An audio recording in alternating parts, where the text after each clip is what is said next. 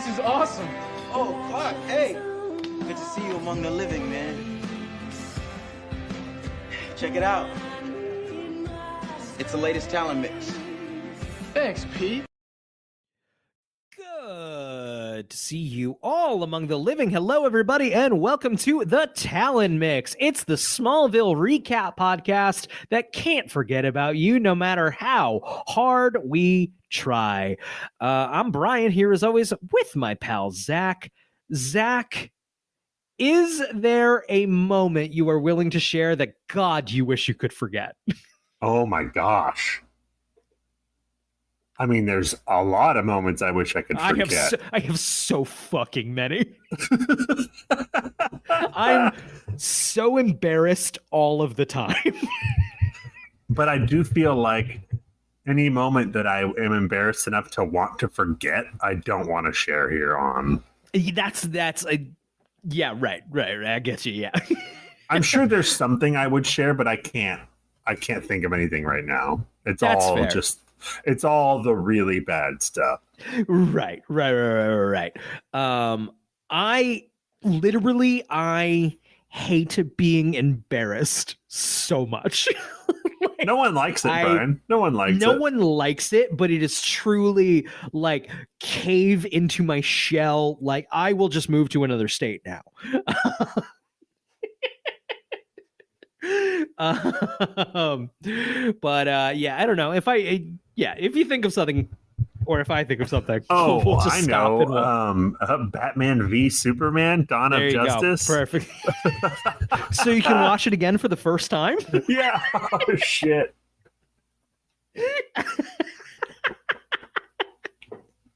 Yeah, I want to go in fresh.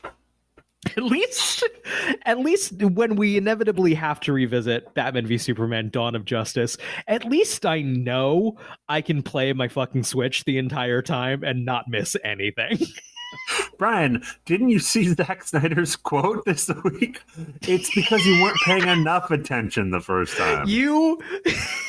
I've been waking up from naps because I exist in slight sleep patterns now. I have an infant, just to angry text messages from look what fucking Zack Snyder said. For some reason, the movie news website I go to often has articles that just feature Zack Snyder saying something really absurd or stupid. And I always had to share it with Brian.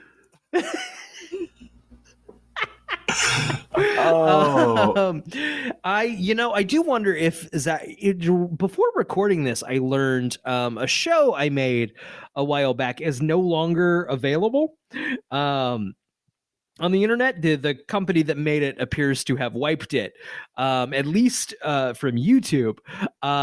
And now, granted, while making that show, I was consistently frustrated with it and like, this isn't quite how I saw it going. But then for the company to disregard it, I'm like, actually, they didn't fucking get it. And I wonder if Zack Snyder's kind of doing the same thing. Well, what show is this? We can't say. We won't get into that. Okay. Cool. But people listening know. I'm pulling up. Hold on. I'm just going to read the Zack Snyder quote. I'm just going to read it because I feel like that's what we have to do here. Bear with Brian Vamp for 30 seconds. Vamp. Got it. No, you need 30 seconds. Boom, teamwork. Here we go. I think, and maybe I'm wrong, but I feel like a lot of people went into the movies for so long going like, oh, it's the superhero romp, right? Let's have fun with it. God forbid that, Brian. And we gave them this sort of hardcore deconstructivist, heavily layered, experimental, modern, mythological superhero movie that needs ... that you really need to pay attention to. That was not cool for them. That's not something anyone wanted to do. They were like, what? No, that's exhausting. How about, why do they fight at night? I hate that. What the fuck what are you talking about?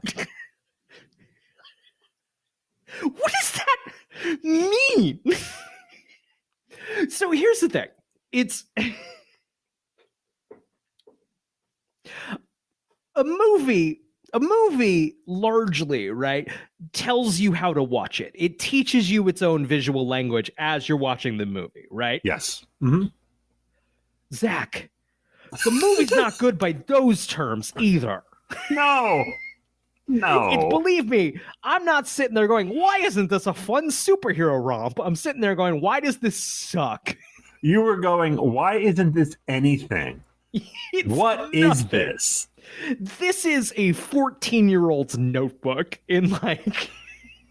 He implies that in that quote that the movie wasn't successful because people didn't want to do the work to understand it. I don't think there's anything to understand in that movie. I don't think I have anything to say. That's exactly. They're so piss dumb. They're piss dumb. Like, oh man, Zachary, as in Zack Snyder, not you.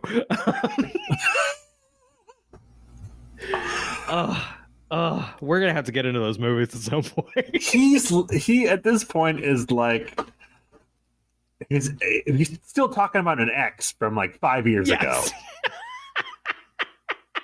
People are like, okay, it didn't work out. Shut up. But he has this fan base that, don't get me wrong, are just take the movies I look seriously, Dad.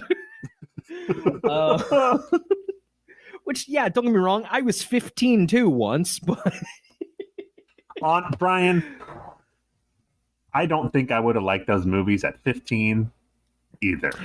I think if those movies came out when I was 15, I think I wouldn't have liked them, but I think I would have watched them more times. Like, I would have been like, oh, they're almost good, but like there's a couple of mistakes here, rather than they are fundamentally horseshit. Probably, yeah. Just because we were starved for superhero content back then. I would have owned the DVDs, right? If that makes sense.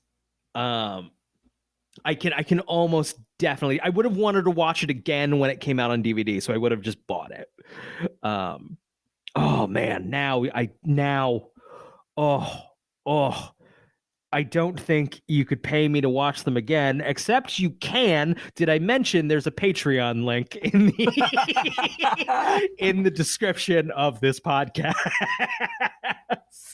I'm not looking forward to it.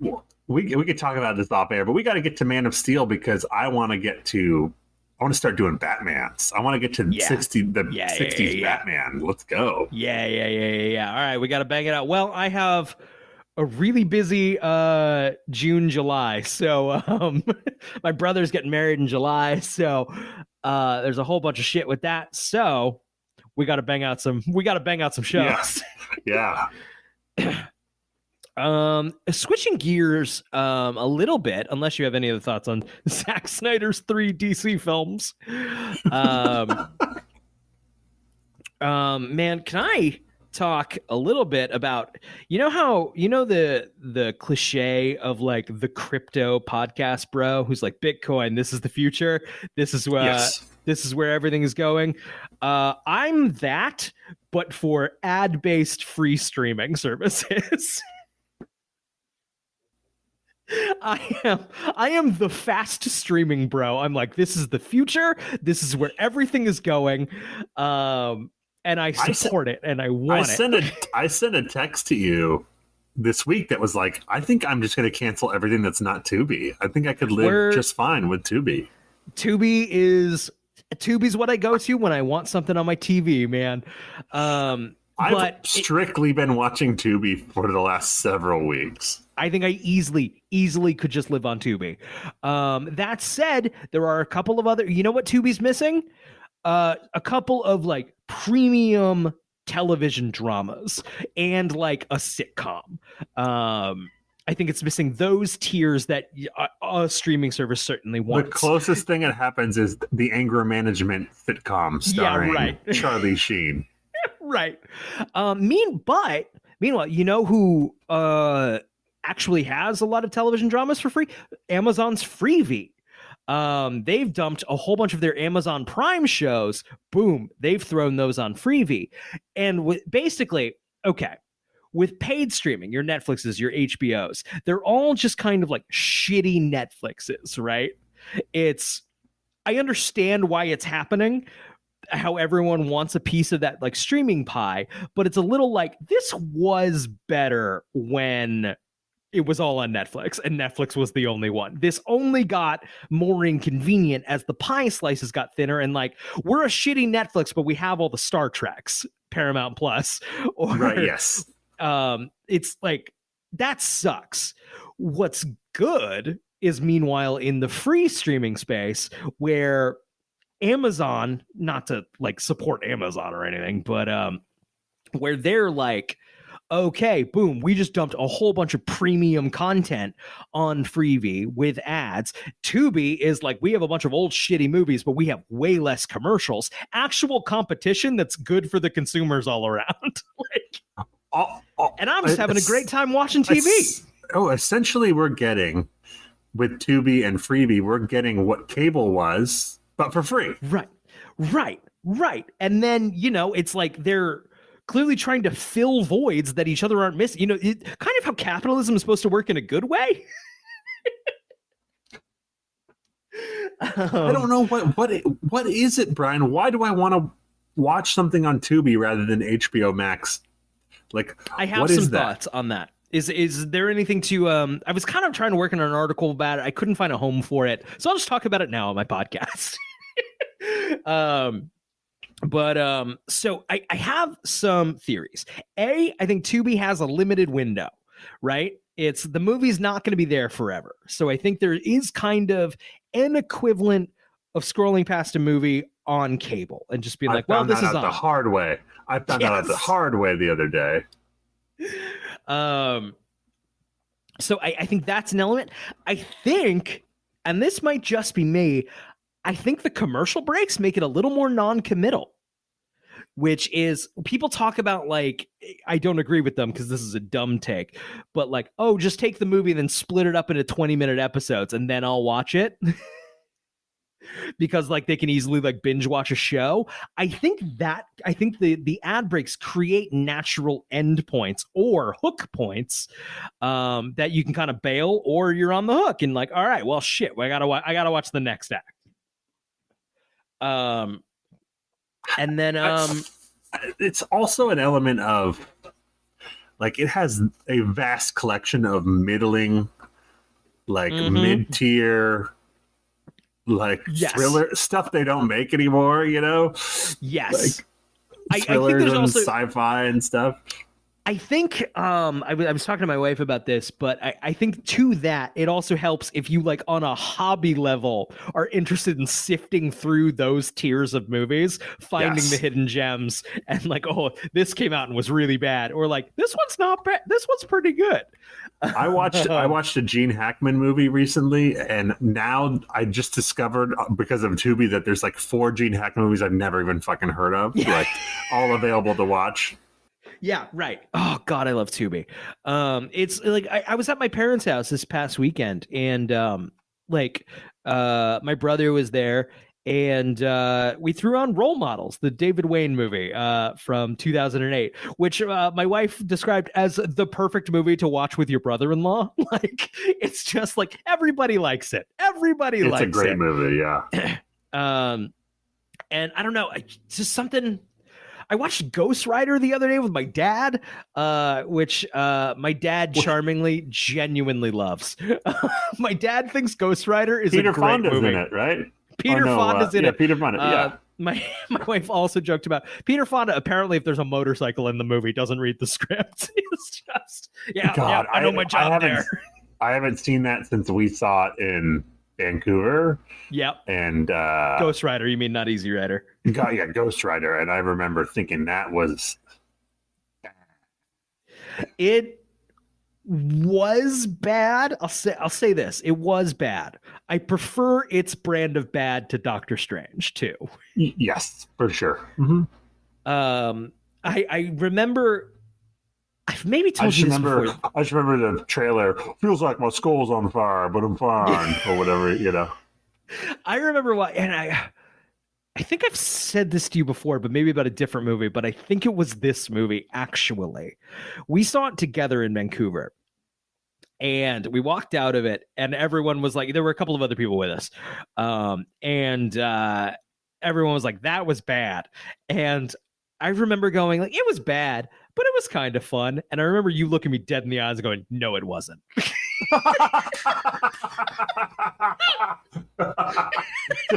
Did I really look you in the eyes? I distinctly remember just like what you said to me was offensive. I do remember really not liking it. Like, it's really not good. But...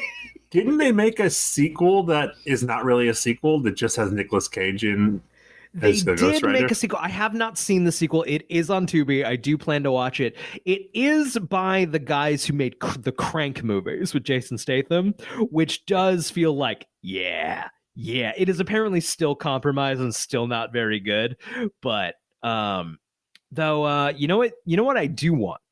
Don't worry about continuity. Actually, fuck continuity. Throw it in the fucking garbage. Who cares? Not me. Morbius and Ghost Rider. Oh, man. I want that so bad. That's my Avengers. That's a sign of the apocalypse. Yeah. But only if they have Michael Keaton pop up for like 30 seconds as the guy from Spider-Man and be like, oh, you put a team together? Quotations Michael Keaton, it's the with the mask on and then somebody else's voice. Because I think there is a scene in this movie where Michael Keaton is not there. And it is not his voice. Oh, Michael Keaton. What's going on here with Michael Keaton? He's doing Beetlejuice now? Yeah, they're doing another Beetlejuice is happening. Mm-hmm. They've been trying to get that off the ground since like I was in high school, I think. Like, right. I can't say I'm clamoring for more Beetlejuice. No, me neither. But whatever, it's gonna happen. I rewatched that movie recently. Wasn't like this is actually a class. It's fine. Tim Burton was a young, hungry guy with a vision, and that's cool and fun. And Michael Keaton's fun in it. It was so unique at the time. Yes, that's exactly so unique. It. Yeah. I saw the Broadway musical Beetlejuice, which actually was. I mean, it wasn't that popular. It closed, but like had a little bit of a cult following. And I didn't see it on purpose. There is or at least was. I haven't checked since the pandemic shut everything down, but there was a service where you could pay $50 and see a Broadway show. You wouldn't get to pick your show. You could pick a couple you definitely didn't want to see. But day of, they would buy up all the unsold tickets, and so day of, you would find out what show you were going to. Great if like parents were coming to town. We'll go see a show, and like tickets were like $50, way cheaper than they would be otherwise. So we saw Beetlejuice probably opening week. We happened to get Beetlejuice. Terrible. It was awful. Oh my God, it was awful. Just abysmal. I don't love musicals. Abysmal. You get what you pay for. Pretty much. Imagine if you paid that $50 and then you got to see Spider-Man Into the Dark or whatever the fuck it was called. That would have been a story, though. I would have a story about Spider-Man. That would have been great. Yes. An old boss of mine told me about a time his mother-in-law came to town, wanted to go see something on Broadway, got tickets to Spider-Man Turn Off the Dark because they knew he was into comics, and just be like, oh no,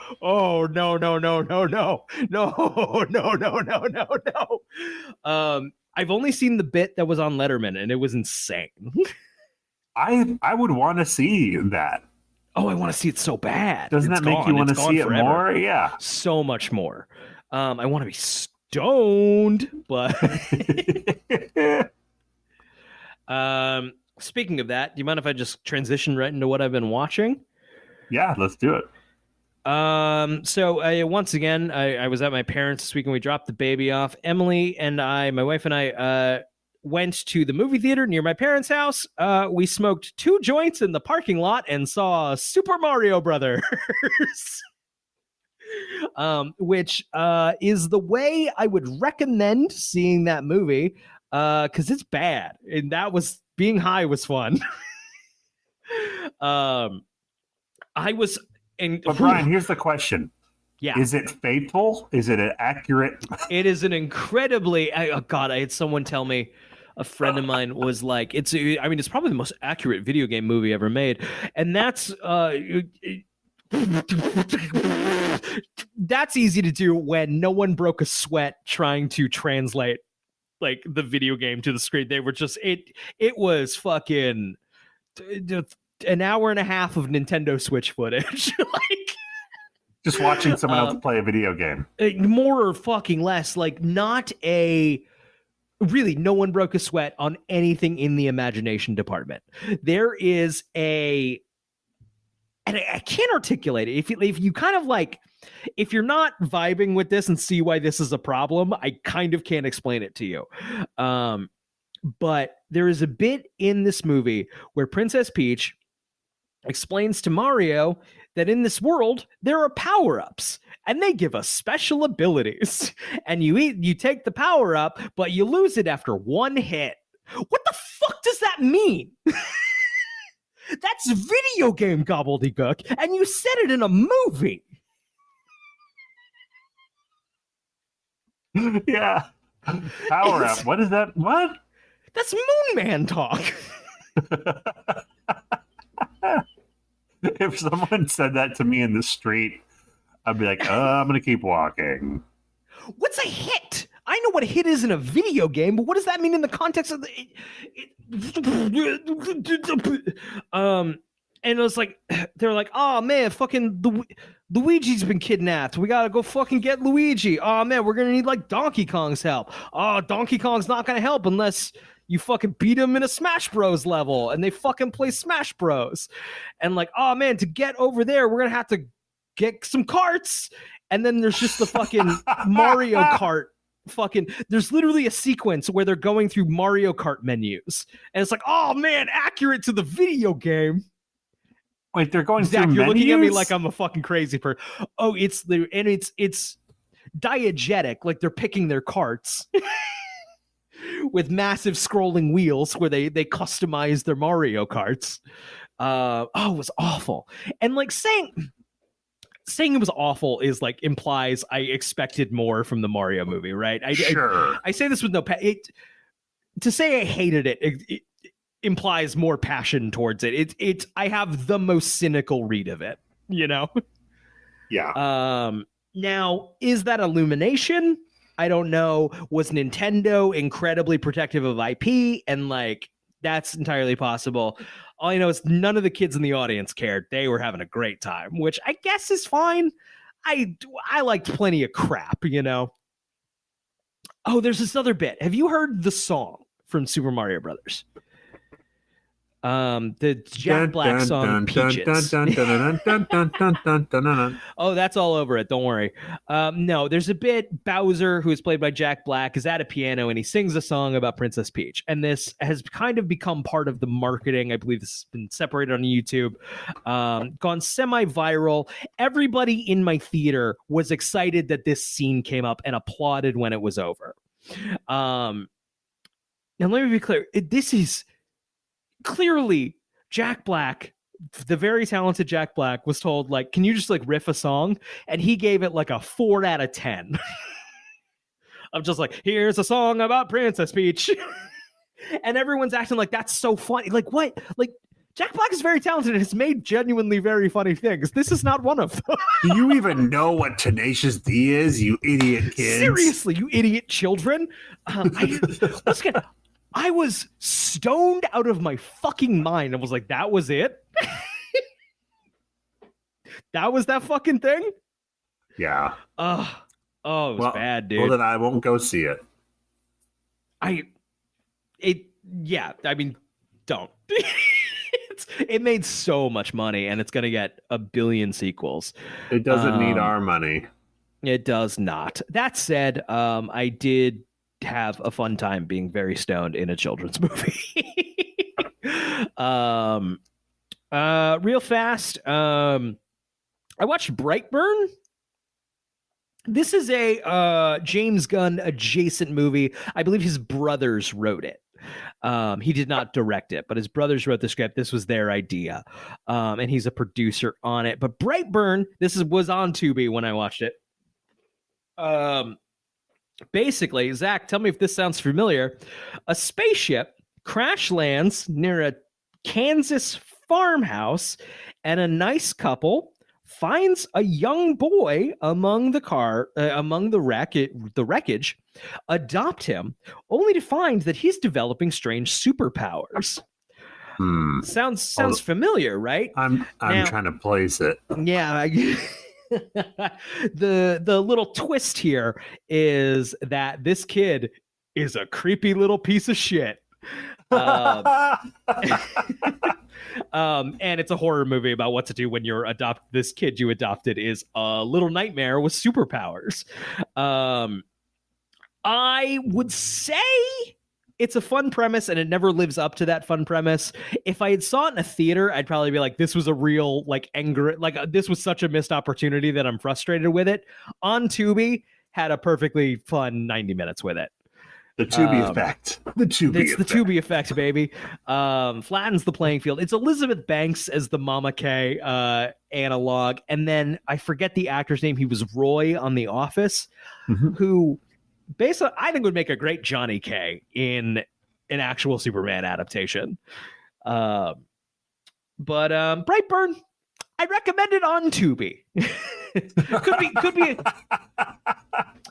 Could be a fun Halloween recap if it's on Tubi still. Yeah. Okay.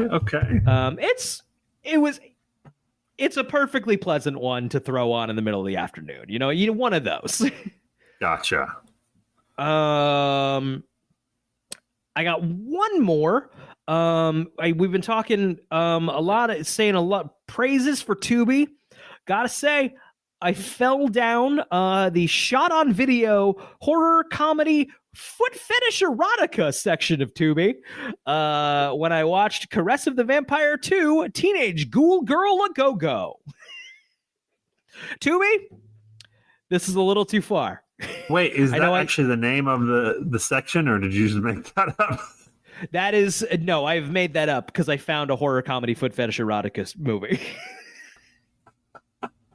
Shot on just a 90s video camera, and it's some loose bits separating extended foot massage sequences. I don't know why I watched the whole movie. I watched the whole movie, and it was a little bit just to prove to myself that I could. I love me some crap. This was a little too far. Tubi, I would not lean in this direction personally. Oh, wait, Brian, you're burying the lead. You watched a movie featuring our very own Michael Rosenbaum. Oh, I did. I forgot about that. Yeah, I watched Sorority Boys. This is from 2002. In the Michael Rosenbaum stars in this film. Probably this came out after Smallville had debuted. I imagine shot before Smallville, based on the timing. This is a American Pie-esque teen sex comedy. Michael Rosenbaum and his friends. He's one of it's three co-leads, I would say, an ensemble, get kicked out of their fraternity in order to get free housing, dress as women to be admitted into a sorority, specifically the Ugly Girls sorority, DOG, dog, you see. I was expecting worse. I was expecting to be way more offended by it. You know, I was expecting way, way, way, way, way worse. They learned their lesson about treating women with respect. They're portrayed as assholes who, maybe learned their lesson. It's not funny. It's not a single cracked smile. Yeah, that's probably rough. Maybe one of the least funniest movies I've ever seen. That's rough for a comedy. That's a rough beat. That's bad. That's not a good sign. That was Sorority Boys. Don't recommend it on Reddit. Even on Tubi, don't recommend. Just avoid. There's no joy here in Sorority Boys. That's about all I watched. You can follow me on Letterboxd for I watch a lot of crap. I'm on Letterboxd. I'm around. It's very entertaining. Yeah. What'd you watch this week, Zach? I'll go real quick. I told you this the other day. I've been watching Light and Magic, which is a documentary series directed by Lawrence Kasdan about the history of industrial light and magic from Star Wars up until Jurassic Park. Fantastic. If you're interested in that stuff, check it out. I can't wait to check that out. I went to check it out the other day, and Disney Plus is logged out on my TV, and my wife had all the passwords. So oh no, I have to wait until she logs back into Disney Plus. And I have to remember to ask her to log back into Disney Plus, which she will happily do when I ask her, but I forgot. The other things I watched, I was so disappointed because I started watching Chain Reaction, which is a movie directed by the guy who directed The Fugitive right after he directed The Fugitive. It takes place in Chicago, has a lot of the same actors. I've seen it before. I know it's not very good, but I started watching it. And then the next day I went to finish it, and Tubi had said goodbye. So the Tubi effects, baby. As a consolation, I watched a movie called The Package from 1989, directed by the guy who directed The Fugitive. Takes place in Chicago, starring almost the entire cast from The Fugitive. Tommy Lee Jones is even a major character. Oh, baby. You're basically just taking out Harrison Ford and subbing in Gene Hackman. It's a conspiracy thriller. Did I say the title of The Package? Yeah. The Package. It's fine. It's middling.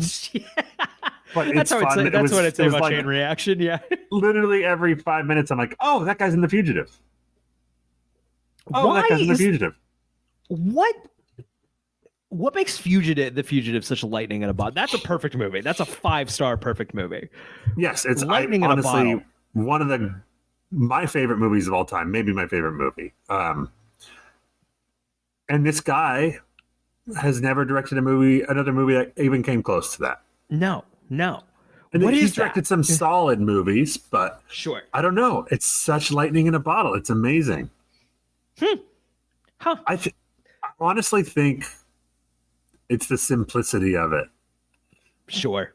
It's really a series of set pieces of Harrison Ford running from bad guys or finding clues, and then interspersed with Tommy Lee Jones just chewing the scenery in the best possible way.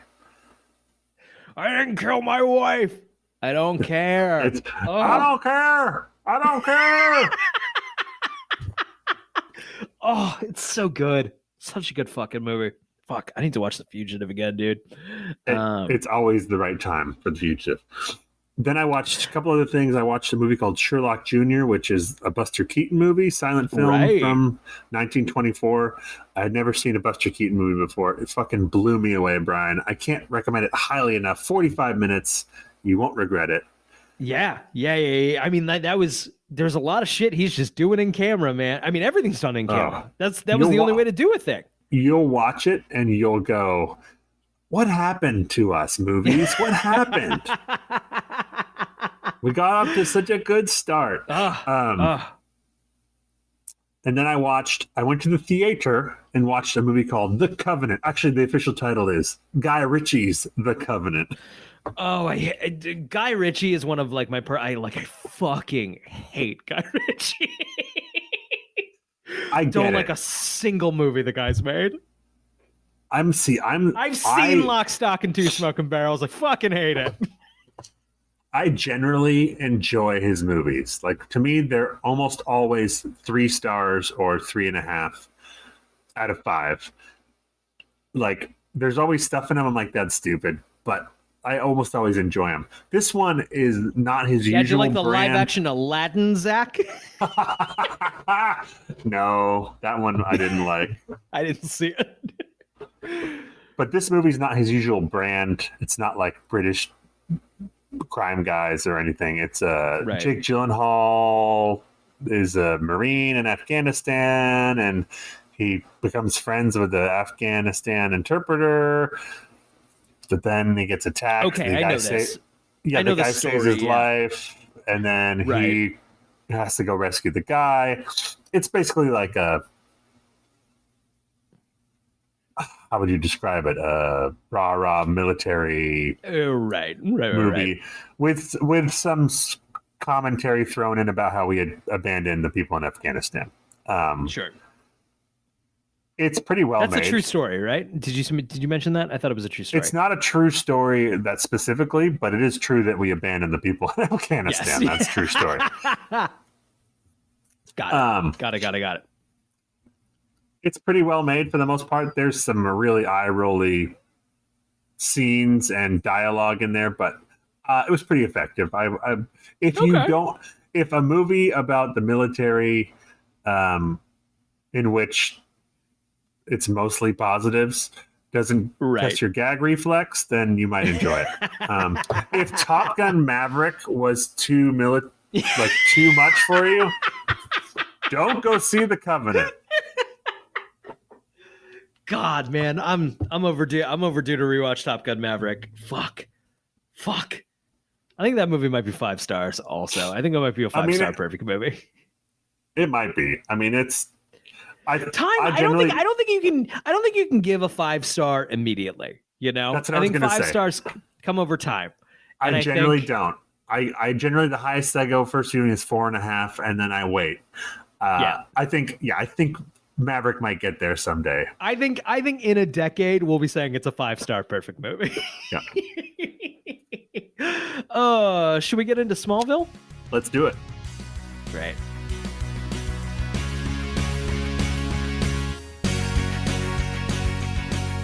This week, we watched Blank. It's the 19th episode in the 4th season of Smallville, the 85th episode overall. It aired April 27th, 2005. Man, as these numbers get bigger, I can't believe we've talked about 85 episodes of this show.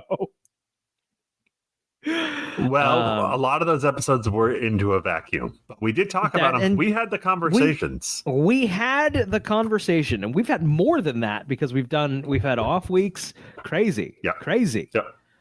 To know, I mean, you could argue we're still, in the grand scheme of things, still having these conversations for nobody. You know what I was thinking about the other day? What's that? What's the show called that no one listens to? Oh, Talkville. Yeah, Talkville is nearing the end of season 2. Now, we did season 2 online, but we weren't posting those episodes on right to listen to. So our episodes start at the beginning of season 3. Right, correct. So soon we will pick up right where Talkville leaves off. Yeah. That's a good time to jump in, Talkville people. Should we be promoting this? Yeah, how do we do that? How do we get those shit? How do we do that? Do you want to hear us pick up right where Tom Welling and Michael Rosenbaum leave off, and also 45 minutes of movies that came out months ago, years ago at this point? What is this podcast, Brian? Great question. Oh no! So they can now soon they can listen to Talkville and then listen to ours right after. If you want more from people who weren't involved in the episode, just backseat quarterback.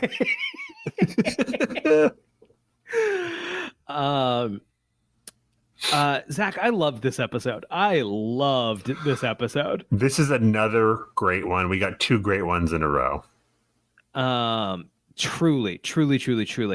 Okay, so during the morning coffee rush at the Talon, Lois is working when Kevin Grady steals a muffin and a handful of cash out of the cash register. Kevin Grady looks exactly like from earlier, I don't know what season, the guy who was assassinating Meteor Freaks. Oh, he looks identical to me. Ku Klux Van. Ku Klux Van.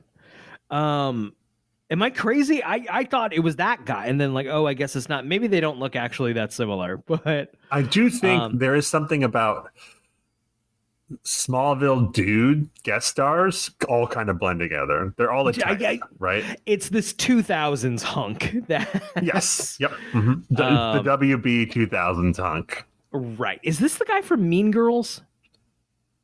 Or was Ku Klux Van the guy from Mean Girls? Or are none of them from Mean Girls? Ku Klux Van was in John Tucker Must Die. He might have been in Mean Girls. I think that's the same guy. Is it? Okay. Interesting. Okay. This guy just looks like that guy. It's the eyebrows, I think. And sharp features, dark hair.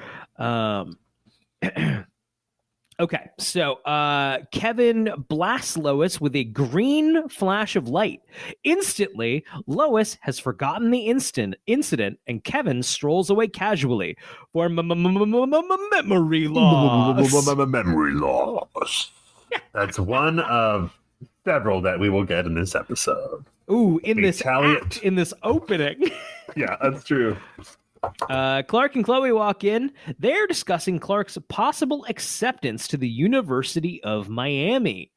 Clark says he feels guilty for leaving his parents to run the farm alone, and Chloe vaguely remarks that it will be hard to replace him, given his skills. It is true. Yes, but how many of these comments does Chloe have to make before dumb Clark picks up on something? It is funny how this is something that's kind of gone from the streaming era of television, right? Where it's assumed you're binge watching things. We need to communicate real fast to the audience who hasn't watched this in a week. Oh, right, Chloe knows.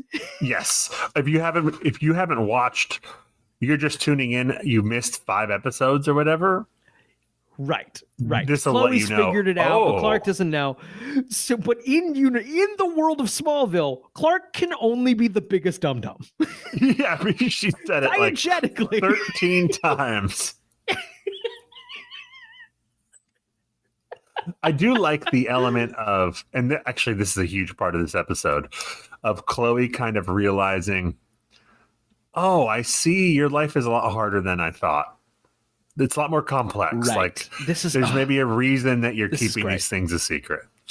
And like her being like, oh, I never thought of that. I guess that you would be kind of hard to replace out on the in the farm. Yeah. Which you'd think Johnny K would be, who now Johnny K would do the right thing and would know his son's got to go off to wherever he's got to go, but like also would be like, what the fuck are we? Oh, but the farm's going to go down because you are an entire staff of people. We've established he could just go to school in Miami and run home to do the chores real quick. Which, yes, like you gotta come home. Right. Or maybe like once a week. Right. Anyway, Clark, buddy, enjoy your newfound freedom. Oh, also, you are tied to this farm for the rest of your life. You have to. This doesn't operate. Give me an hour a week of your time. 1 hour a week. Including transpo, probably. Yeah.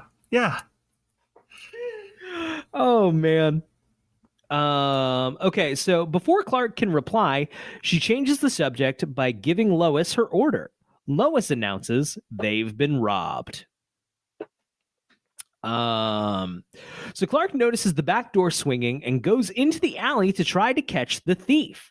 He stops Kevin's car just as he's about to drive away, and Kevin blasts Clark with a green flash of light. He is knocked back, and in a flash, Clark's memories zoom past. I think we get a Pete Ross thing here. That'll probably be Pete Ross's last appearance for a while. Memory loss. Memory loss again. Chloe finds Clark in a daze, and when she asks him if he's all right, he merely asks, "Who's Clark?"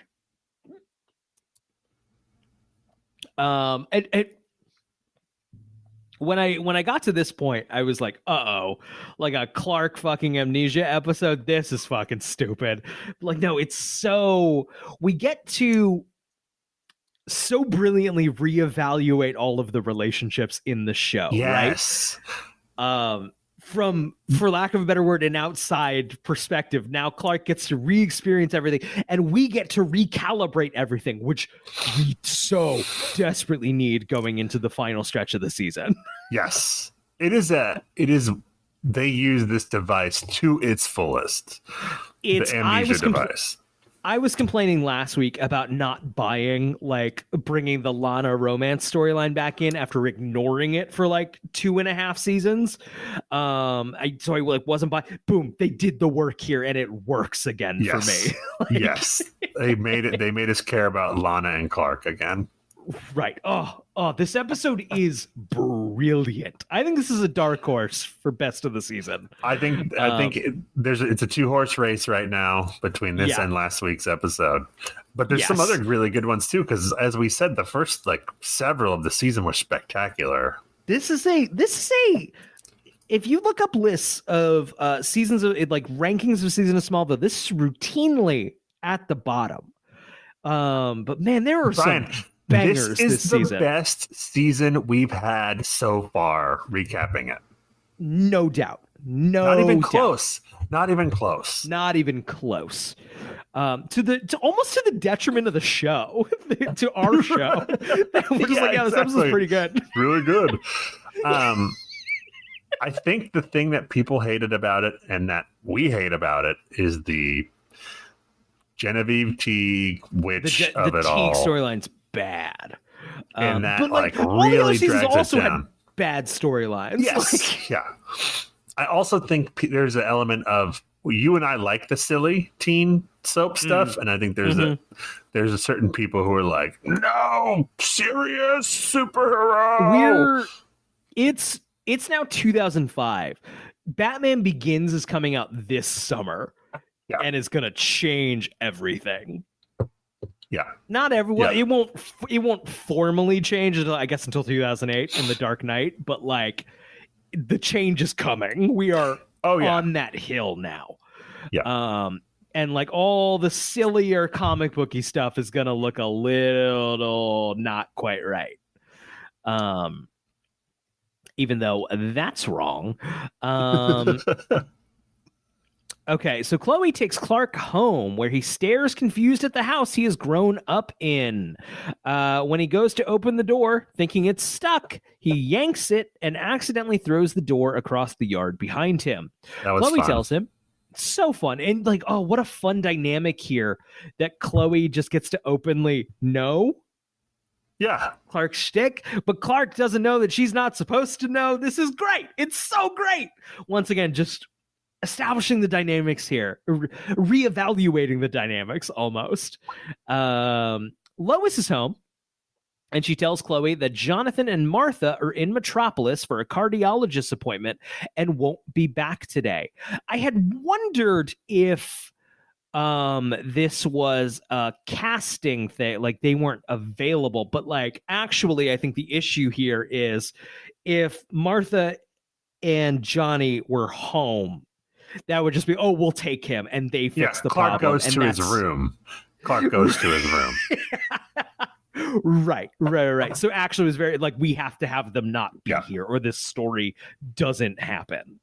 But my favorite part is, when Chloe brings Clark in and Lois is there, she's like, what's his deal? And Chloe says, like it's nothing. He has amnesia. Yeah, right. And then Lois says, also like it's nothing again. Which should tell you something about this show. Yeah. Right. Now, granted, they do justify it later, but I'm sitting here like, no, hospitals where you should go. Hospitals where you go. Yeah, 100%. Maybe not Smallville Medical, but and Chloe does justify it later in a way that does make sense. She's like, that's probably not where you want to take him. Right. Okay, so Chloe and Lois realize that the boy who robbed the Talon probably also wiped Clark's memory.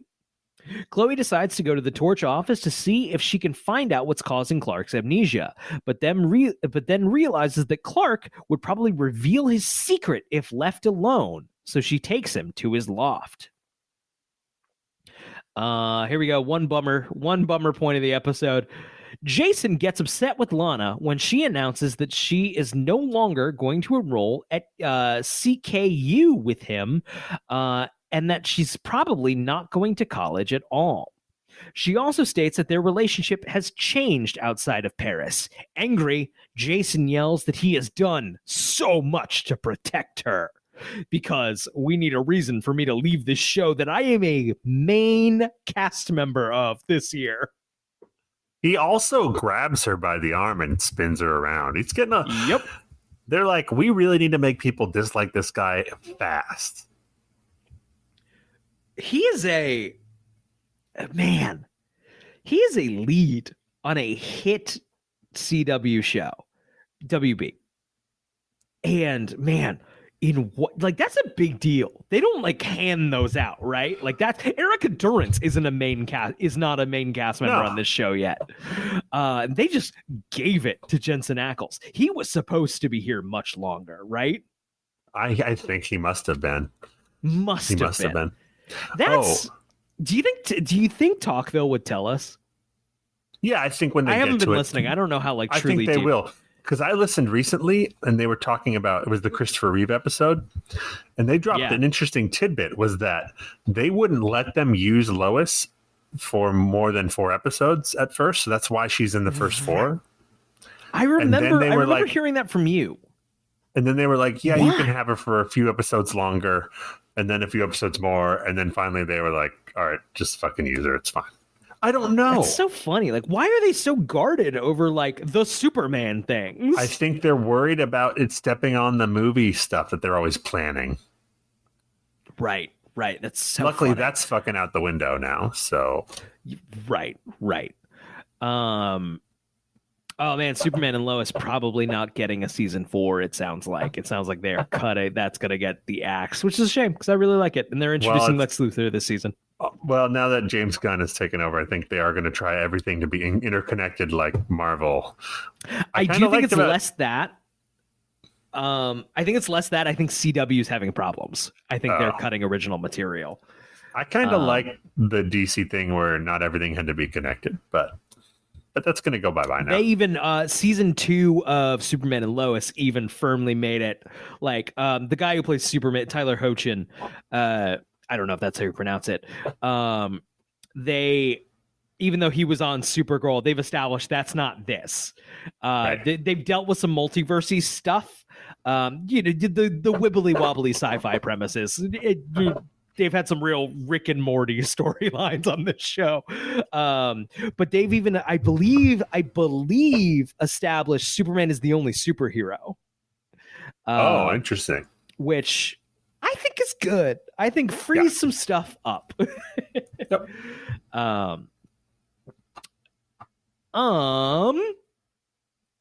Okay. Chloe explains Clark's own powers to him by telling him her theory that he was affected by the meteor shower and has superpowers. That makes I was wondering, like, is Chloe gonna magically know everything? Nope, they keep it consistent. That's basically what Clark should have told her years ago. Could have gotten away with this years ago.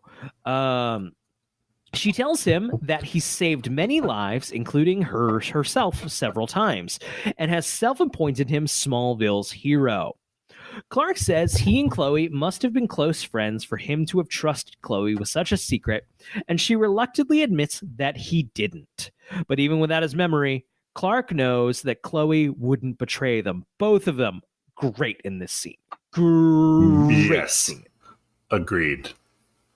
God, dude, I'm beating a dead horse here. This is a great episode.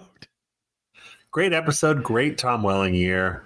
Front runner, MVP front runner. I don't see anyone beating him. I think something crazy would have to happen in the last few episodes. Right. Okay, she takes him back to the Talon, where he uses his X-ray vision to find a card under the floor mat, and Chloe is slightly disturbed by this new ability. This is a great way for Chloe to like learn all of the abilities. Yeah. To just and we get to see her learn them on screen. It's great, rather than Pete, who kind of got them all explained off screen. You know, the best one is coming up. The best one that she learns about is coming up. Oh. Everybody, we haven't gotten to talk about this in a while. Everybody who's been like a longtime fan, watched when we were doing this on Twitch, brace yourself, because exactly what you want to happen is gonna happen. Took me back to a time when we were doing this show different, and I was that episode is still available on YouTube, I believe. That's probably the one or we should one plug of like that. 2 or 3. If you want an early season 2 episode that involves boners, yeah, I'll include a link. I think Emily's on that one. Yeah, she is. I'll include a link, and you can get a look at what the show looked like on Twitch when I didn't think anybody would want to listen to it later, and I'm thankful that has been wrong, I think. Okay. He muses why he doesn't tell everybody what he can do and says he doesn't want to go back to a life of lying to everyone and not being himself. Man, it just once again, just applauding this episode of like, that's the central core emotional issue for Clark of the show, and we've kind of lost it a little bit, right? Of like, I want to tell people I want to be myself, but I can't because it's too dangerous. Right. So to literally work in a story where Clark gets to literally question that of himself, of like, why am I doing this, is so good. Smart writing. This is great television. Who wrote this episode? This is Brian Peterson and Kelly Soders. Oh, those are the two that will take over when these guys leave. They take over as showrunners. Yeah. Got it. And you are a pretty big fan of their work on the show, right? Yep. Started here, I guess. I mean, I think they've been on the show probably since the beginning, but yeah. Okay. Just talk about getting the characters in a real way. Absolutely. Okay, so Chloe asks him to reconsider coming out, at least until his parents get back. Just then, Lana exits her apartment, and Clark falls in love with her all over again, setting a lamp on fire with his boner heat vision.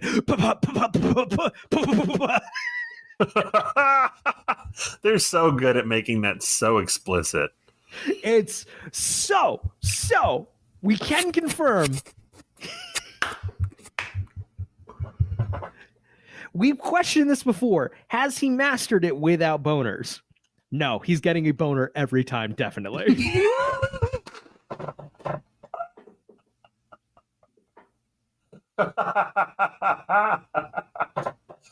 Chloe does. Allison Mack is so great. She goes, premature combustion. Like, it could have gone without knowing about that one or something like that. Like, didn't need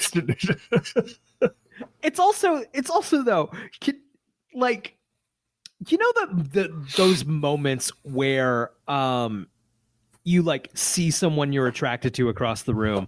It literally happened when I met my wife. You know, she was at a party and I'm like, I am very attracted to that person and I want to go talk to that person. I definitely didn't like have a raging uncontrollable erection when I walked up to her, you know. That's how strongly Clark feels about Lana, okay?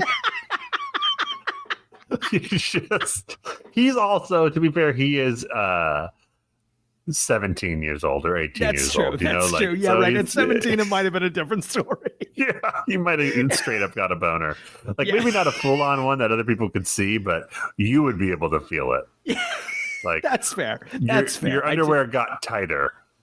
I didn't take the 17-year-old into account because Tom Welling is fully 30 years old. Oh. Okay, so staring at Lana in wonder, he breathlessly asks who she is, and Chloe sadly informs him that Lana Lang is the love of his life. That night, Lois goes to visit Clark in his loft, who is looking at pictures of Lana and studying drawings of the Kawachi Caves. Love me some Lois Clark heart to hearts. Love it. Love it. He throws the picture down frustratedly, to which Lois states that he normally has better control. He asks Lois how he's supposed to keep control and know what to do. She tells him to trust his gut. Lois asks him what he can tell about their relationship, and he correctly guesses that they don't get along. Lois's line here is, just because you don't know all the pieces doesn't mean you can't play the game. Yes. And it's good. Great. It's great. Everyone's great. Lois tells him that he's on the right track and leaves. Clark picks up one of the pictures of Lana and looks at it. Okay. The next day at school, Clark approaches Lana and asks her what happened to their relationship. She says she doesn't know, and Clark sadly realizes it was something he did. The needle drop here is buck wild. This is peak Smallville level needle drop. Needle drop's coming on strong late in the year. Oh, yeah. I'm scrolling down. This is Let Me Go by Three Doors Down. Yes. I knew it as soon as I heard that fucker's voice. I was like, oh, this is Three Doors Down. This is the very specific sound. Three Doors Down. Three Doors Down is forever. Not that I don't think anyone out there is really a Three Doors Down fan. I think they're a band that just existed. But I will never get out of my brain as long as I live the awkward image of Donald Trump singing along to the song Kryptonite at a song he clearly didn't know at the inauguration, at his inauguration. Oh, because Three Doors Down was the only band that would play his fucking inauguration. Oh, that makes total sense. Because the thing I remember about Three Doors Down is that for a couple of years there was a terrible music video that they did for the military that played before movies. And it was weird. It was I don't like, think I've seen that. Citizen Soldier was the. Oh boy. I also remember they, of course, had that song Kryptonite, which hasn't been featured in this show yet. I don't think so. That's weird. That's Maybe weird that this was the first three. They're waiting for it. Right. Yeah. You can't blow your wad on that one. We already had the fucking Enrique Iglesias one. So I grew up in a town called Wallingford in Connecticut. And the mayor there, he's still the mayor. He's been the mayor as long as I've been alive. Is a weird guy. He's a weird guy.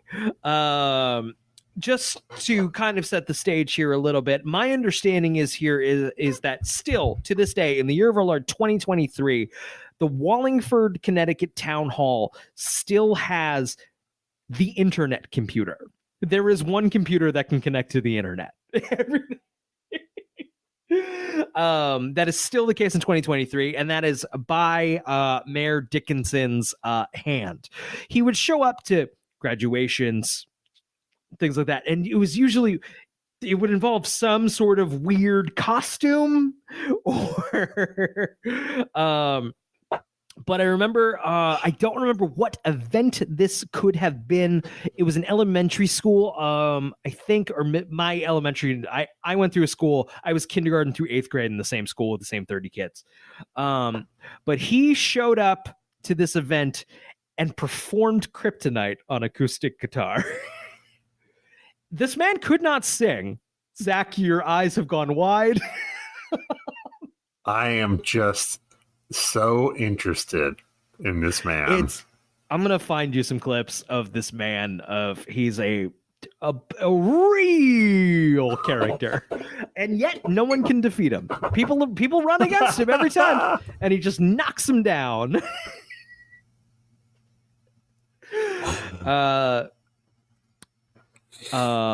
Anyway, that's our Three Doors Down. how did the lyrics to this song go? They're so obvious for it's a terrible song, but it's one of those like terrible songs that brings me right there. I'm looking up the lyrics right now. This is me vamping while I try to get to the chorus here. God damn it. Someone will love you. Let me go. I've been no. What do I want? There's a lyric in here of like, but you don't know who I am. And like, oh yeah. I know exactly what you're talking about. And that's what we're hitting there. I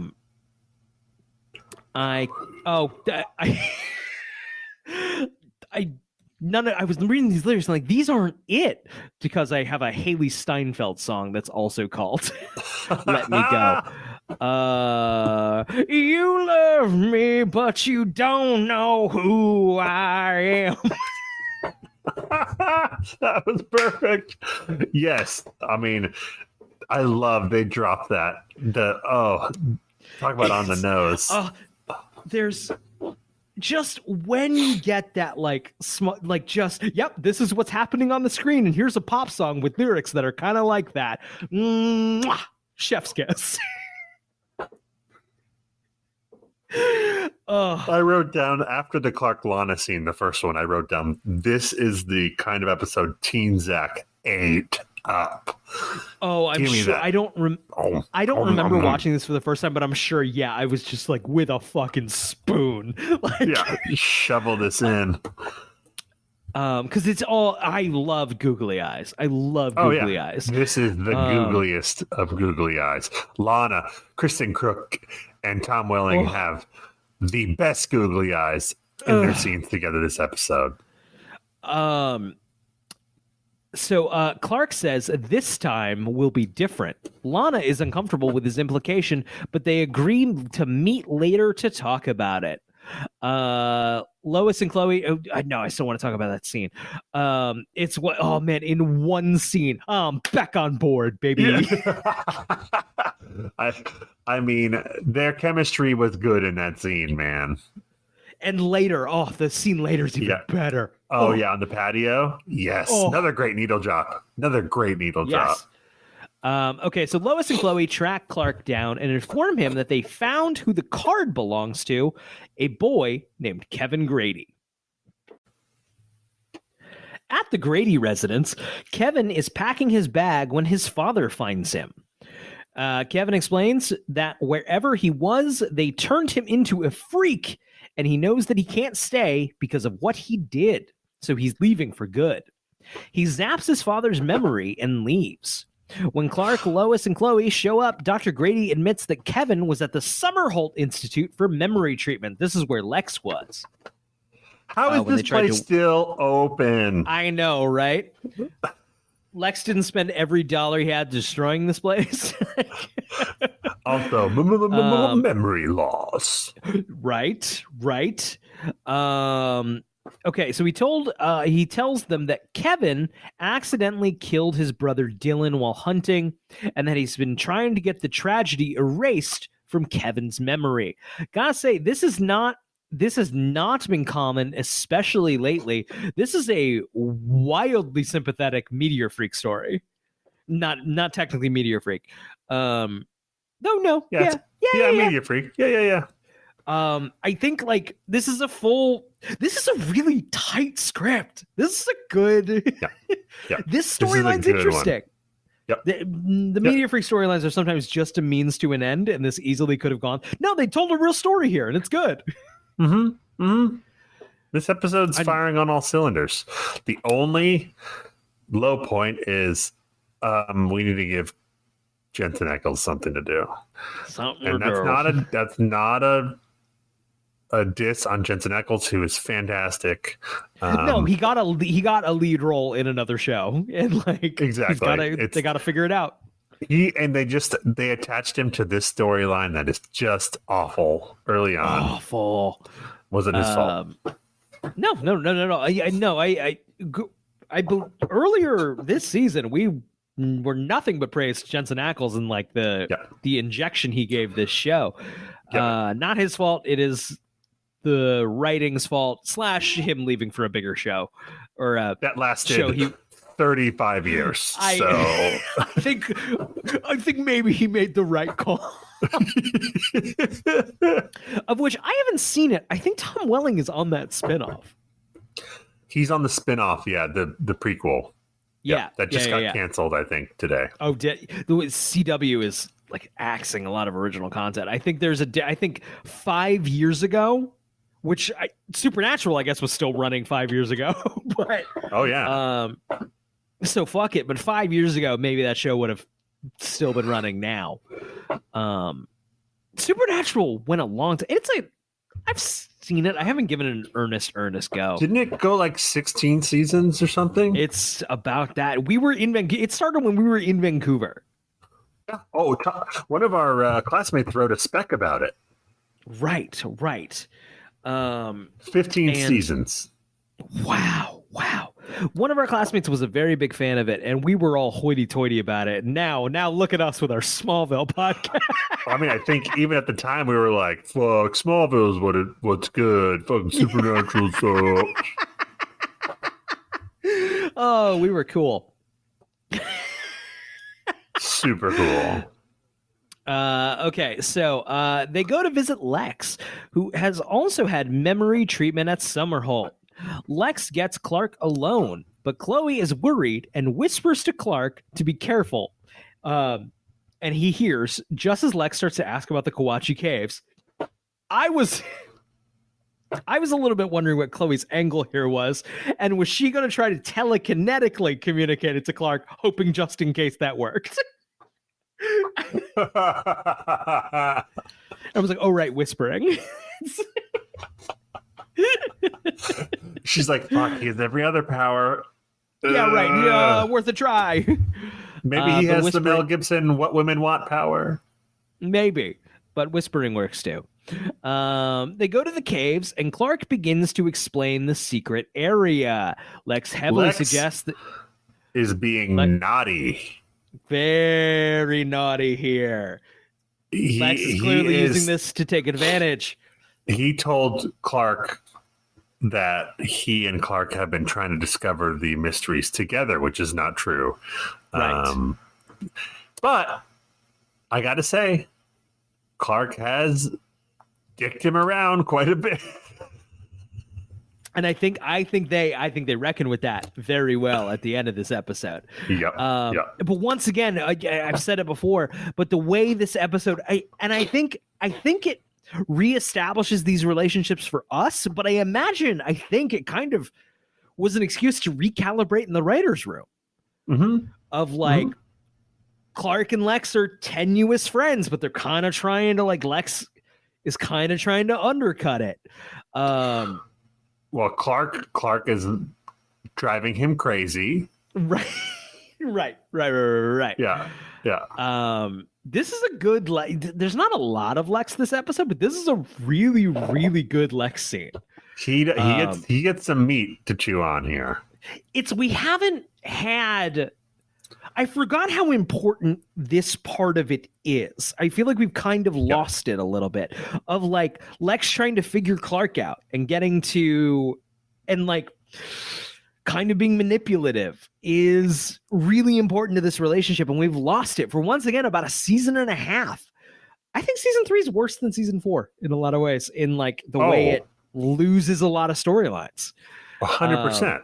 I think season 3 is the weakest one that we've had yet. I agree. In the way it just fumbles all these storylines that are like, wow, really, really key to these characters. And like, why we give a shit about them in relation to Clark. Right, so exactly, why has Clark not been interacting with them? Yeah. Let's separate Lana and Lex from Clark.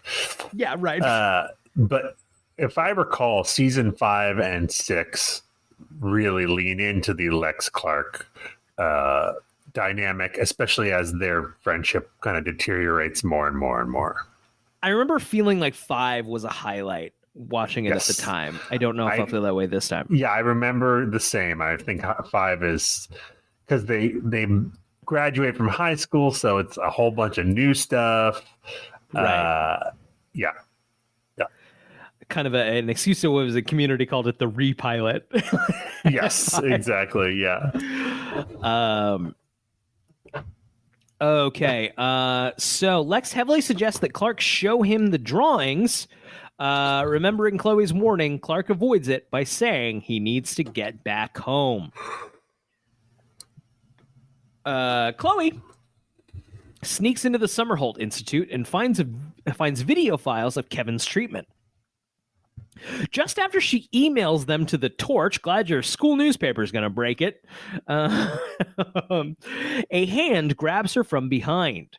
Clark goes to the Torch to find her, but only Lois is there, viewing the videos, which showed that Kevin did not kill his brother. But someone let him believe he did. Just burping straight into the microphone. The scene ends with Clark zooming away and Lois doing Clark? We should have kept track of those too. Yes. Every time Clark pulls a Batman. So he leaves to find Kevin and to tell him the truth. He finds him in the woods where his brother died. Kevin seems a bit guilty that all of Clark's memories are gone. He mentions like, oh no, it's only supposed to be like a couple of minutes. But Clark is different. Clark encourages Kevin to remember what really happened. Emotional, Kevin realizes that it was his father who shot his brother and not him. Near tears, he asks Clark why he's helping him and wishes he could return the favor. The two decide to break into the Summerholt to see if they can find a cure for Clark's amnesia. This has one of the classic Smallville act break moments where he's the what's the character's name? Kevin. Kevin is like, well, we'd have to break into the Summerholt Institute, but I can't help you there. And Clark is like, I think I know a way. And then what? Yeah, what was the way? This guy was just like, cool, okay, great, I trust you.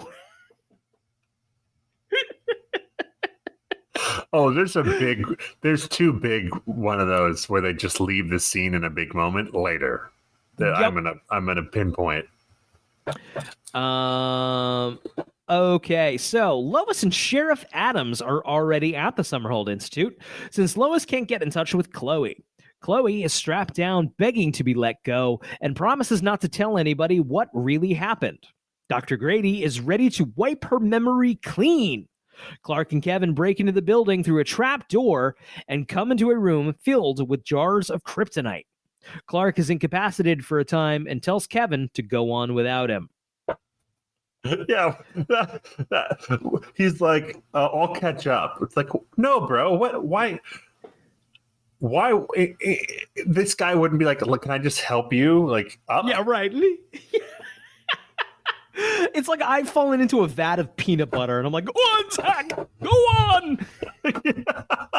No, help me out of the vat of peanut butter, please. Right. Oh, it's also me being like, okay, yep, yeah, I'll see you later. Okay. I thought Summerholt was in Metropolis. I thought that had been established. That. I could be wrong. Seems weird to have that in Smallville, but yeah, Smallville. Yeah, maybe this is a satellite office. I do like when they're breaking in through the hatch thing. Clark just tears it off, and the guy's like, "Whoa, what was that?" And he's like, I think it was broken already." Yeah.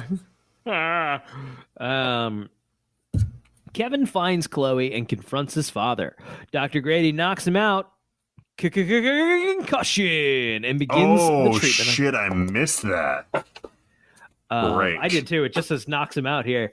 Okay, as a beam of energy is fired at her, Clark arrives and gets between it and Chloe. Another beam knocks out Mr. Grady. Clark's memory is restored, but the machine is overloaded and starts to collapse. Lois and Sheriff Adams arrive just in time to see Clark catch and toss away two large electrical columns before they crush Chloe. Kevin wakes up just then and then blasts all three women with the memory wipe.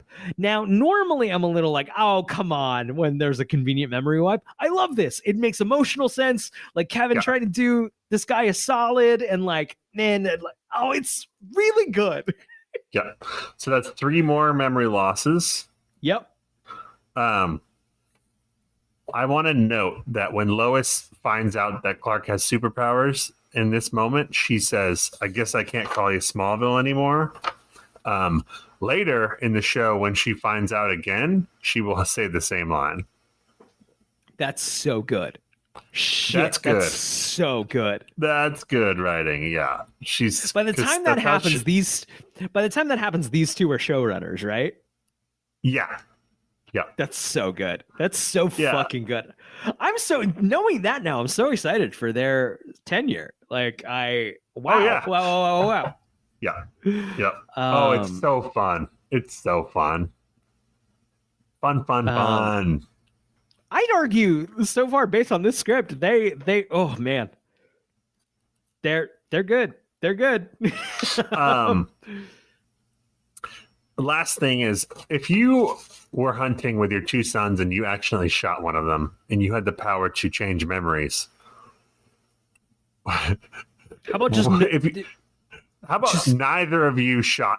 The gun went off. It was a freak fucking accident. It was some other guy. Guy. Yeah. Instead, you have your son. You make it so your son thinks he killed his brother. That's so evil. Like needlessly, a bear got there. Like, wouldn't he want to change his own memory too? Yeah, right. So he didn't remember that he killed his son. That said, you know what? They fridge doored me. I've talked about the fridge door thing on the show before. Probably it was Alfred Hitchcock's thing, where when you're watching a movie and you're totally wrapped up in the movie and you had a great time. Later, you go home, you go to the fridge, you open up the door, and you're like, wait a second, that bit of that movie didn't make sense. Alfred Hitchcock is like, doesn't fucking matter. I fucking got you. If you catch it later, don't count. I fucking tricked you. They got me. I was so wrapped up in the emotional stakes of it, I didn't fucking think of it. They fridge doored you. They fridge doored me. Doesn't count. At least as far as I'm concerned. At least for me. Okay. Chloe forgets the treatment. Clark tells Kevin he owes him a favor, but Kevin tells him they're even and disappears. Dr. Grady is taken into custody by the police. Yeah. Clark says, I'm not sure why, but I feel like I owe you one, implying that as he has regained his original memories, he has forgotten the last day. So another memory loss.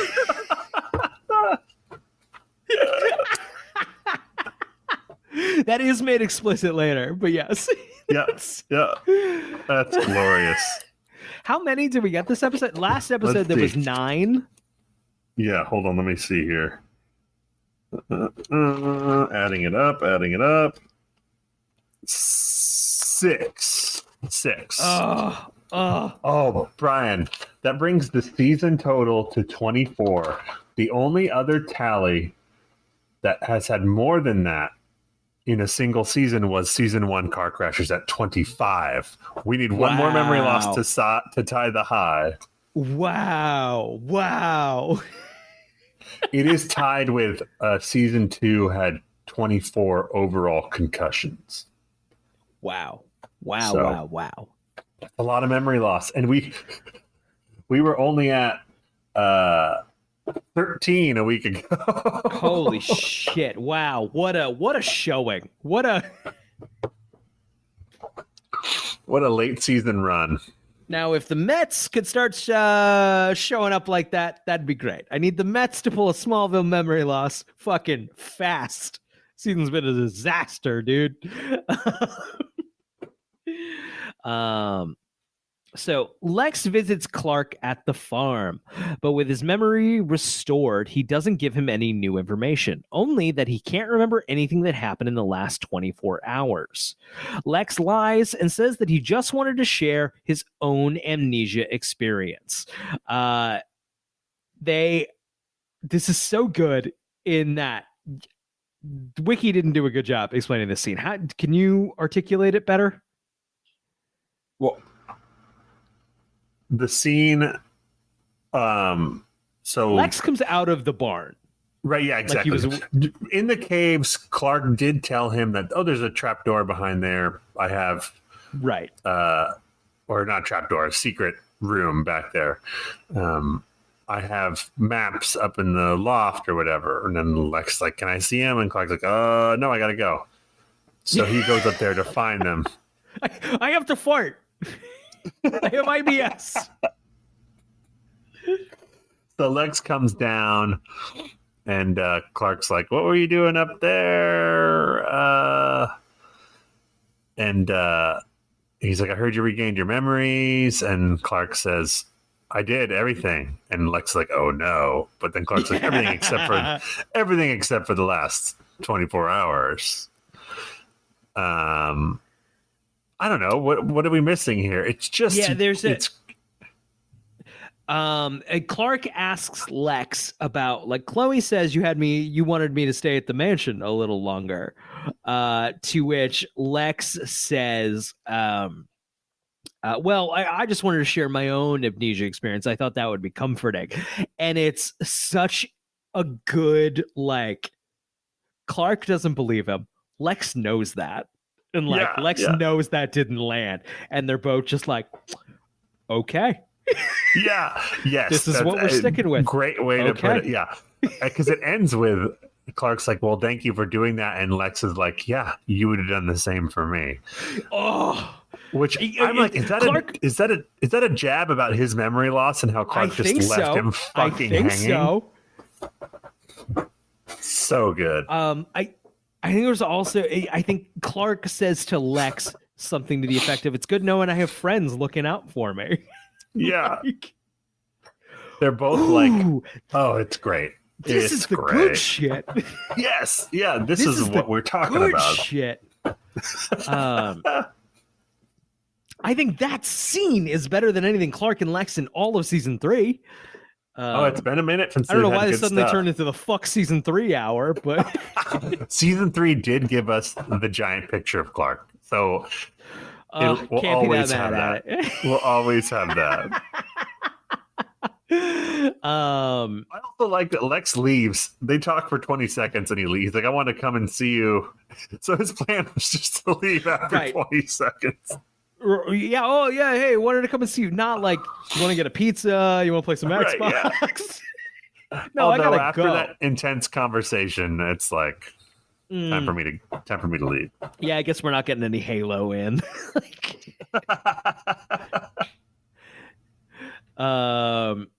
Okay. So he leaves, and it is revealed that he stole one of Clark's cave map drawings from his loft. Lana arrives. This is later, and this is so good. Lana arrives, and Clark doesn't understand why she's there. She's like, sorry, I'm a little late. And he's like, brr, brr. Yeah. And, and like, let's she's dolled up. She looks cute. She was excited to see Clark. Yes. She was excited about where this might go. And the writers make you think, we're going to have Clark biff it because he didn't know, and it's going to be awkward, and it's going to end there. But it doesn't. No. So I'll just read the scene from the wiki. So she vaguely alludes to the possibility that they had date kind of plans, but seems embarrassed and leaves because there's a line here of like, so you remember everything, aka my boyfriend. It's so good. You remember I have a boyfriend. Also, she's bummed because that's so good. She's bummed because it was like a clean slate, and now he remembers everything. Right. So it's right. I'm bummed out you got your memories back. Yeah, exactly. Kristen Crook is on fire here. Tom Welling is on fire here. This is the mood so is great. good. They're on the deck. It's like a nice night. Right. It's Switchfoot if I is remember playing. correctly. It's not quite night. It's like sunset-ish, if I'm remembering correctly. It's perfect. The magic hour. So she's gonna leave, and Clark doesn't biff it. He's like, no, wait, hey, actually, don't go. And Clark calls her back and repeats that this time will be different. Even though he doesn't remember saying that. He doesn't, right. But like, man, he just meant it in his heart. And like, oof, called shot. Like, you, me, we're not done. Ooh, it's hot. But it's hot. I understand why we end the scene there, but we don't get a kiss. We don't know how that scene ends. We just go to the next scene. Right. Was she like, okay, I'll see you at school tomorrow? Yeah.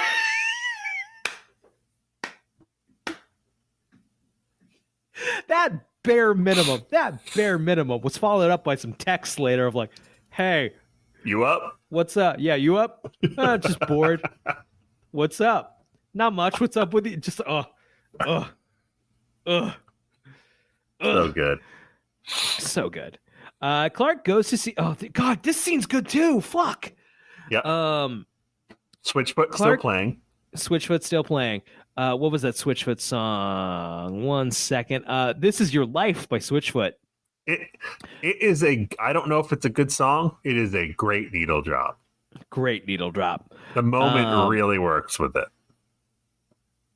Clark goes to see Chloe and thanks her for looking after him.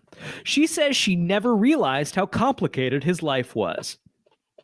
Clark looks worried, asking if he did anything unusual. He even pleads with her to be completely honest. Chloe simply says he only did one thing different. He trusted her. She leaves him to think about that, and it is fucking... What a great end to the episode. It's so fucking good. It's great, but that's another one where... Yeah. What does Clark say after that? Right. What do you mean? What the fuck? Don't care. Perfect ending. 10 out of 10. Oh no, I wouldn't change it. It's great. Just logically, diegetically. Right. There's more to that conversation. Yeah, hey, what? Nope, gotta go. This is another, like, Clark doesn't get it. He's an idiot. Yeah, right. Featured music this episode, we had 24 by Jem, Sadie by Paco, Let Me Go by Three Doors Down, and This Is Your Life by Switchfoot. You love me, but you don't know who I am. Terrible song, but I'm definitely going to listen to it later. I'm pretty sure they pop up in American Pie too. The song, like their music pops up in American Pie. There are 1 million needle drops in American Pie too. Yeah. It's every scene is a hit song, which is a lot of fun for nostalgia purposes, but it's every fucking scene has a, so I just watched that movie and I don't remember if they're in it. So wow, a real fucking, we've had some exceptions to the rule. This is truly the exception. No Lionel this episode. Yeah, this is an exception. This to be maybe one of my all-time favorites. No Lionel last week either. Yeah, wow. Which was one of my all-time favorites. So I think maybe the Lionel curse is formally broken. Yes, we are free of the Lionel curse. I mean, this is going to be the first Lionel eligible year that he's not going to win MVP. Also, probably he must have been doing a play. He must have done a play. Right. He was doing a play somewhere. He comes back with a vengeance next season. Let me tell you, I expect him to win again next year. We'll see. Lex is going to have a strong year next year too. I think Lexmas is next year. Oh, Lexmas. I also wonder, did he have an element of okay, I'm kind of winding down on this show for children? I don't know, because he's still got 3 more years left. And then maybe maybe I'm not done with the show for children. I think maybe a part of it is also like, I don't know if I enjoy playing good guys. Like, I want to play more complicated than that. Sure. Fun fact. There is a Jonathan and Martha Kent deleted scene. I don't have any details of it. This is the first episode in which Martha Kent does not appear. Crazy. That's wow. 4 seasons. She's in every episode. This is the first episode in season 4 that does not feature Jonathan Kent. But once again, they had a deleted scene. I'm sure that's on the DVD, so you'll have to find that. Yeah, I'll go watch it right now. Yeah. This is the second time that Lois Lane learns and forgets about Clark's secret. The first time was in Spell. Let's see. That's about it. Jonathan Bennett, who played Kevin Grady, has also worked alongside Tom Welling in 2005's Cheaper by the Dozen 2. The one that I've seen. Jonathan Bennett, once again, Kevin Grady, played the role of Bo Duke in the 2007 direct-to-DVD prequel, The Dukes of Hazzard: The Beginning, a role that was originally played by John Schneider, Jonathan Kent. Oh, wow. However, the two of them do not share a scene together in this episode. That's a funny coincidence. I guess that's everything. Just doing a one quick check here. Yeah, no, that's all the stuff here. So hey, earlier I mentioned the Discord. There's a link to that in the description. That's the best place to get in touch with us and tell us if you like or don't like the show, though it'd be mean to join our Discord just to tell us you didn't like it. You could just not. Hey, we also have a Patreon. We're very humbled by anybody who would want to give us $5 to help support the show, but we're incredibly grateful to those who have and anyone who might be considering it. We'll get some bonus content up there soon. Sorry, I have an infant. Also, there is a link in the podcast description to a season 2 episode that we did a while back. Yes. If you want to check out what the Twitch show looked like. It is a classic. If one had to be preserved, I'm glad that one is. Yeah. I would like to go back to doing some live shows. I think we're overdue for some live ones. I miss our Discord people for sure. We need to do some. Maybe the next Smallville Awards. Maybe the season ender awards. That's the move. That sounds like the move. Hey, Zach, do you have a question for the Smallville gods? Real quick before that, I just want to say, if memory serves, next week's episode is one of the worst episodes. Oh, man. Okay. Now, I could be wrong, but I remember watching it at the time. And maybe it's because the run-up episodes have been so good that I just remember seeing that and being like, oh, God, this is like a bad season 1. Like, okay. Just a whole bunch of shit you don't care about. A whole bunch of shit. Do you mind if I read the summary to this episode? Let's do it. Clark and Lana discover an abandoned baby and take him back to the Kent farm. However, when the baby Evan ages from a newborn to a 7-year-old in less than a day, it becomes clear that he's aging at a rapid rate, and they turn to Lex for help. However, Genevieve suspects Lex has the Chinese Kryptonian artifact and orders Lionel to either recover it or risk putting Lex's life in danger. Does that sound just awful? I don't love the Genevieve Teague is featured in the description. I mean, I'm into baby growing too fast and Clark and Lana having to deal with that, but we'll see how effective that actually ends up being. Yeah, but I hope I'm wrong. I hope my memory's wrong. We'll see. I hope so too. I doubt you are. But yeah, that's my question for Smallville gods. Is my memory correct? Good night, everybody.